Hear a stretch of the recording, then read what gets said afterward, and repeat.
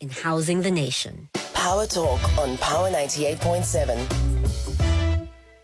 This is Power Talk, and speaking right now to Kholofelo Masedi. I do hope that I have you on a better line. Kholofelo, good morning. Good morning, Nhlanhla. I hope I am loud better. and clear. Loud and clear. Wonderful. So we are exploring this issue around navigating these complaints against South Africa's lawyers, and also dealing with calls for accountability from clients themselves. I mean, lawyers are, as I mentioned, officers of the court, and also have this very important duty of upholding the law, maintaining high ethical standards, and also acting in the best interests of their clients. But how can we ensure that lawyers are held accountable for their actions while also preserving the principles of this attorney-client privilege? Thank you, Nhlanhla. I think one of the key objectives of the LPC, that is the Legal Practice Council, is to preserve and to uphold the independence of the legal profession. And furthermore, it is also to enhance and maintain the integrity and the status of the legal profession itself. So what we have done is we have created a platform where people who are not happy with the legal practitioners, or who feel that their legal practitioners have not provided them with services as required, can then be able to approach any of our offices within all the provinces in the country and report those particular practitioners for us to investigate them. And should they be found guilty of any of the contraventions of any of our rules, our code of conduct, or the act itself, or any other standard expected of the attorney, they would then be dealt with and sanctioned accordingly. Let's expand the conversation a bit more and speak to issues around access to legal services. Now, the ability to file and pursue complaints against lawyers should be accessible to all, well, at least in principle, regardless of their socio-economic status. However, many South Africans also face barriers to accessing legal services and also filing complaints. Let's speak about the steps that can be taken to ensure that vulnerable populations have the same access to justice when it comes to addressing complaints against lawyers. Correct. So obviously, we do have a website where you could access any information that you need. But we have noticed exactly the concern that you've raised now, that people who are in our more rural areas that would not have access to all of these other systems where they can access complaint forms and the likes are catered for. So what we have started doing is we have started embarking on road shows and campaigns trying to reach members of the public who are not necessarily in your more favorable areas where they can access the websites and the like, so that they can be aware of who the LPC is and how to better get access to us. That's the question that Vuyani has in Cape Town right now, speaking about exactly the role of the legal professional bodies such as yourselves and who exactly you represent. Let's take a call very quickly, Kholofelo, if you'll allow me. We go to Cape Town right now and speak to Vuyani. Vuyani, what's on your mind? How are you? Very I'm well, also sir. a legal practitioner. I just want to know, what is the purpose of Legal Practice Council? I think it's flawed. It doesn't represent the interest of the legal practitioners. Whom does legal practice represent? For a typical example, for instance, if one advocate is being removed from the role and the same legal practitioners who act as acting judges, they'll go and take his files or her files. So I'm concerned that the Legal Practice Council doesn't preach what it says. It's not independent. If you can find out that files of legal practitioners are in the hands of Department of Justice and Correctional Services who profile legal practitioners.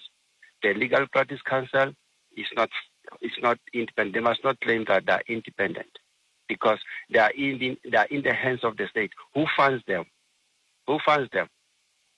Are they representing legal practitioners, or they are there to hunt legal practitioners? Because especially the previously disadvantaged legal practitioners are suffering. But they pay monthly fees, they pay membership fee, they pay for fidelity fund certificate, they pay for good standing certificate. Whatever they do for Legal Practice Council, they want from Legal Practice Council, they pay.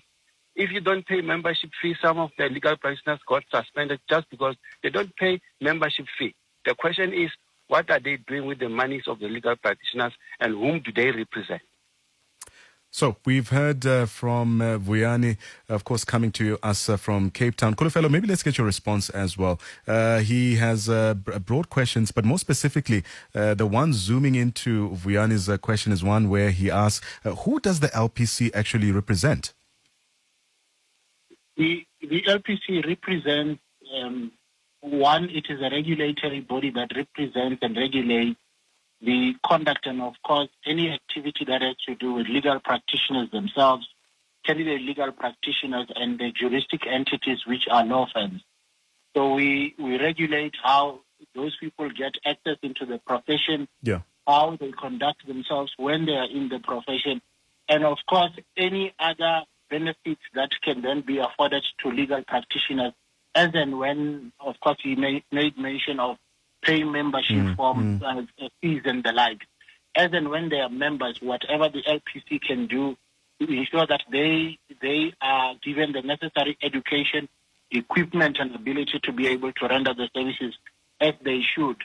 Of course, over and above, we also have a duty to ensure that their conduct does not necessarily bring this particular profession into disrepute. Right. So it's a give and take approach. As much as our interests are in our members, but our interests are also in the members of the public to ensure that we regulate our members accordingly, but we also afford them the necessary benefits for them to be able to practice as they should. Kholofelo, balancing the accountability of lawyers with this preservation of their professional reputation is also a very delicate task, and I'm sure you'd agree with me on this point. How can South Africa's legal system then strike this balance effectively? I mean, is there room for restorative justice approaches in addressing lawyer misconduct? Yes, there is. I think that you would be aware that the legal system and its framework is not only meant to be punitive in its approach. Yeah. It is also meant to be rehabilitative. So as much as we need to balance, we need to understand that for each and every conduct that is alleged to have been committed by a legal practitioner, it is not necessitating the LPC to approach that conduct with a single mindset. Perhaps maybe to say, we want to punish this lawyer or we want to strike off the lawyer from the role. We must consider each conduct on its merits and then decide what is the appropriate approach and sanction against that particular conduct, so that as much as we are looking to preserve the profession itself, we may also be in a position to rehabilitate and equip our practitioners to be better and to better serve the community. One crucial aspect of addressing complaints against lawyers is the issue of transparency in the process. Now, the public must have confidence that their grievances are being addressed fairly and also impartially. How can South Africa's legal system then ensure this transparency in handling complaints against lawyers, and what measures can be taken to build this public trust in the process? We do report, and I think we also do publications also on our website of most of the matters, if not all the matters that we investigate. Yeah. Of course, we need to be cognizant of the fact that the LPA, that is the Act itself, does not operate in isolation. Whatever the LPC is doing, as guided by that particular Act, they must take into recognition all other laws that govern the county. For example, you would have your POPIA, you would have your PAIA. All of those must be brought and used together to ensure that whatever we are publishing, if we need to publish, it also does not tramp on other people's rights. So it is, like we spoke earlier, a balancing act to ensure that those who have an interest in the matter are made aware of the matter from its inception up until the very end. Those who also need to have information like yourself, because you act as the media in the interest of people and in the interest of community. Right. We can also make as much information as the law allows us to make available to you, so you can also assist us in disseminating such information so that the law is not only said to be done, but it is also seen to be done. Let's take a quick call right now from Figile in Johannesburg with just under 2 minutes before we go to headlines. Figile, what's on your mind? Okay, I've also, how are you, Kesai?